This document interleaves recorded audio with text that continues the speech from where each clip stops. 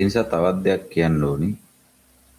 මේ සොසයිටිය විවේචනය කරන්න, විනිශ්චය කරන්න, පූර්ව නිගමනවලට එන්න.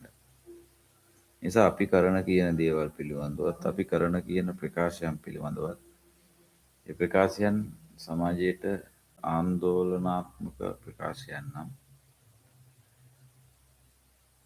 ගොඩක් වෙලාවට බෞද්ධරයක් විසින් ඒවා ප්‍රතික්ෂේප වෙනවා. හැබැයි බෞද්ධරයක් විසින් ප්‍රතික්ෂේප වෙන කාරණා තවත් කාලයකදී ඇත්ත කියලා මිනිස්සුන්ට පිළිගන්න සිද්ධ වෙනවා. ඒක තමයි සර්වදහමේ රීත්මය. මේ නිසා අපි අවුරුද්දකට දෙකකට විතර කලින් කියපු කාරණා දැන් උඹලා පිළිගන්න තැනට හැදිලා තියෙනවා.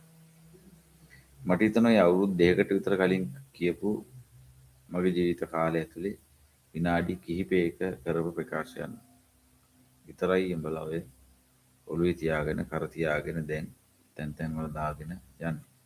හැබැයි ඊට පස්සෙත් මේ වෙනකන් මම කියපු කාරණා කොච්චරනම් තියෙනවද?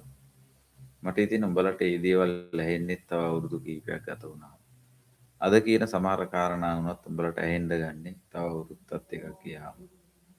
ඒ නිසා තමයි මම කිසිදු කලබලයක් නැතුව එදාට කිව යුතුව ඇති දේවල් මේ විදියට ඩිජිටල් අවකාශයට මුදා හරින්නේ. මොකද උඹලට මේවා ශ්‍රවණය වෙන්න යම් ඩිලේ එකක් තියෙනවා.